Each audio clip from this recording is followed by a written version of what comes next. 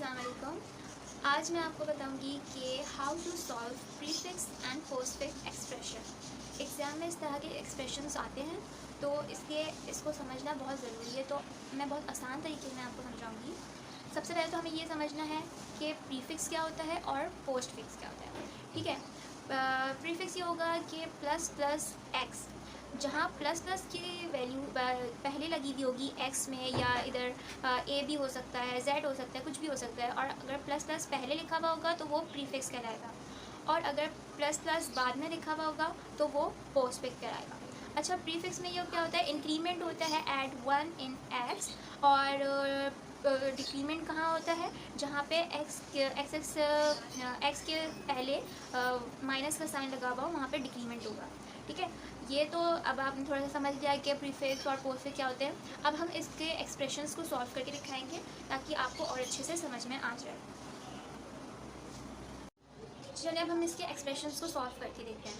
अच्छा, जैसा कि मैंने आपको बताया था कि यहाँ पे कुछ भी लिख सकते हैं हम। ए लिखा हुआ है, अगर हम इसकी जगह जेड लिख सकते हैं, आई लिख सकते हैं, कोई भी हम कुछ भी लिख सकते हैं। मेन हमारा क्या एक्सप्रेशन हम देखेंगे, इसको देखेंगे। अब हमारे पास जैसे दिया हुआ है ए इज़ इक्वल्स टू 2, और इसकी एक्सप्रेशन दी हुई है A is equals to A plus plus और फिर ये प्लस ए लिखा हुआ है। अब हम इसको कैसे सॉल्व करेंगे, मैं आपको स्टेप बाय स्टेप बताऊँगी तो आपको समझ में आएगा।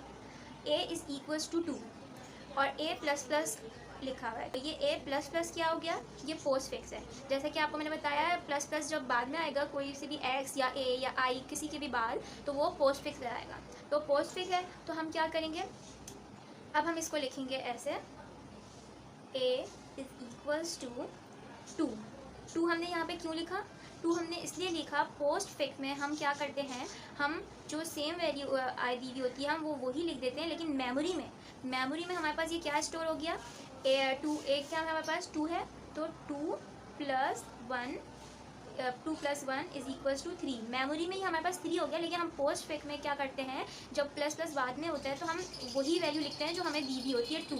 ठीक है, अब हम मेमोरी में जो हमारे पास 3 आया था ना, ए प्लस 2 प्लस 1 करके जो हमारे पास 3 आया था, मेमोरी में जो वैल्यू है ना वो हम इधर लिख देंगे प्लस ए क्यों, क्योंकि हमने मेमोरी वाली जो लिखी है।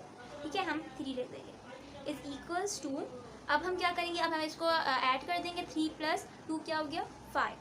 तो ये हमारा सॉल्व हो गया। ठीक है, ये हमारा सॉल्व हो गया। अब हम दूसरी एग्जांपल देखते हैं।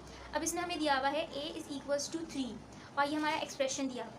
अब ये क्या है हमारा, ये हमारा प्रीफिक्स है। ये प्रीफिक्स इसलिए है क्योंकि जैसे इसमें था प्लस प्लस पहले जो लिखा हुआ होगा, इसमें भी प्लस प्लस पहले है, तो ये हमारा प्रीफिक्स कहलाता है। तो प्रीफिक्स में हम क्या करते हैं, हम वैल्यू को ऐड करते हैं। अब देखें, ये ए क्या है हमारे पास 3 है, 3 प्लस 1, और ये इसको हम ना 1 हमेशा सपोज करते हैं। 3 प्लस 1 क्या हो जाएगा 4 हो गया, और हमारे पास प्लस ए। अब हमारे पास मेमोरी में वही है जो हमारे पास प्रीफिक्स में हम ऐड करके जो आता है ना वही मेमोरी वाली लिख देते हैं। और प्लस ए हमारे पास क्या है, ये हमारे पास 4 ही आया क्योंकि इधर 3 था, प्लस 1 इज इक्वल्स टू 4, तो जो मेमोरी में हम वो ही लिख देंगे प्लस 4। अब is equals to A is equal 4 plus 4 कितना होता है 8, तो हम सिंपली 8 लिख देंगे। ठीक है, अब हम नीचे आ जाते हैं। अब नीचे वाली वैल्यू को देखते हैं क्या लिखा हुआ है, ए इज इक्वल्स टू 5, और इसका एक्सप्रेशन दिया हुआ है। अब क्या है, ये सिंपल माइनस ए दिया हुआ है, मतलब डिक्रीमेंट पहले हो रहे हैं। अब डिक्रीमेंट में जैसे मैंने आपको बताया था कि माइनस होगा, तो 5 माइनस 1, 5 क्योंकि ए है हमारे पास, माइनस 1 इज इक्वल्स टू 4, तो क्या आ रहा है 4। और हम 4 इसलिए लिख रहे हैं क्योंकि माइनस का साइन जो है जब भी पहले आएगा तो वो हम मेमोरी वाली जो ये चीज़ है वो यहीं पे लिख देंगे। तो हमारे पास 4 आया, प्लस हम एज इट इज़ इधर लिख देंगे, और फिर प्लस प्लस ए। तो हमारे पास मेमोरी में क्या था 4 था जो कि हम इधर लिख दिए, तो 4 प्लस 1, क्योंकि ए को हम 1 सपोज करेंगे, 4 प्लस 1 इज इक्वल्स टू 5, हम 5 लिख देंगे। ठीक है, फिर उसके बाद z is equals to 5 plus 4, 5 plus 4 कितने होते हैं 9, तो ये हमारी एक्सप्रेशन सॉल्व हो गई। अब हम ये वाली एक्सप्रेशन को देखते हैं। इसमें क्या है, इसमें हमें दिया हुआ है a इज़ इक्वल्स टू 4, और हमें ये एक्सप्रेशन पूरी दी हुई है। अब जैसा कि मैंने आपको बताया था, पोस्ट फिक्स मतलब कोई भी x या a के बाद जो माइनस का साइन होता है, हम उसकी जो वैल्यू होती है वो डायरेक्ट एज इट इज़ लिख देते हैं, और मेमोरी में एक वो अलग स्टोर हुई होती है। ठीक है। अब z के हमें दिया हुआ है तो z इज इक्वल्स टू लिखेंगे। अब हमें 4 था, 4 माइनस, क्योंकि माइनस का साइन है, माइनस और a हम सपोज करते हैं 1, तो 4 minus 1 is equals to 3। Memory में क्या है 3, लेकिन हम लिखेंगे क्या 4 ही लिखेंगे। क्यों? क्योंकि ये पोस्ट फिक्स है। पोस्ट फिक्स में जो आपको दी हुई होती है ना वही लिखते हैं, लेकिन मेमोरी में एक अलग स्टोर हुई होती है। 4 लिख दिया, प्लस के साइन हम एज इट इज़ लिखेंगे। अब मेमोरी में हमारे पास क्या था 3 था, 3 प्लस 1, 3 प्लस 1 लिखा हमने, और 3 प्लस 1 कितने होते हैं 4।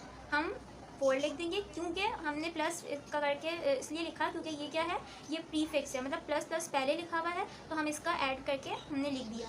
माइनस का साइन लगाएंगे। अब हमारे पास क्या था, ये 4 आया हुआ था और जो कि हमने इसको इधर लिख दिया है, माइनस का साइन लिखा है। अब क्या लिखा है a प्लस प्लस, अब 4, अब ये क्या हो रहा है, ये पोस्ट फिक्स है। पोस्ट फिक्स में हम जो हमें आती है वैल्यू हम वही एज इट इज़ लिख देते, इस पर हम ऐड नहीं करवाते। वो मेमोरी में एक अलग होती है लेकिन हम ऐड नहीं करवाते, हम वो चीज़ एज इट इज़ लिख देते। और फिर हमने क्या लिख दिया 4। अब हम ये हमारे पास 3 वैल्यूज है। अब हम इसमें क्या करेंगे, अब हम इसमें बॉड मास का रूल अप्लाई करेंगे। बॉड मास में क्या होता है, पहले ब्रैकेट ओपन होता है, फिर डिवीजन, फिर मल्टीप्लिकेशन, फिर एडिशन, फिर सब्सट्रैक्शन। तो इसमें जो सबसे पहले क्या होगा, हम क्या करेंगे, सबसे पहले हम इसमें सबसे पहले एडिशन करेंगे। तो z is equal to 4 plus 4 कितना होता है, 4 प्लस 4 8 और माइनस 4 एज इट इज लिखेंगे। फिर उसके बाद z is equals to 8 minus 4 कितना होता है 4। तो ये हमारी एक्सप्रेशन सॉल्व हो गई। तो इस तरह से हम प्रीफिक्स और पोस्टफिक्स को इजीली सॉल्व कर सकते हैं एक्सप्रेशन। ये एग्जाम्पल ज़रूर आता है, इसकी आप प्रैक्टिस करेंगे आपको और अच्छे से समझ में आएगा।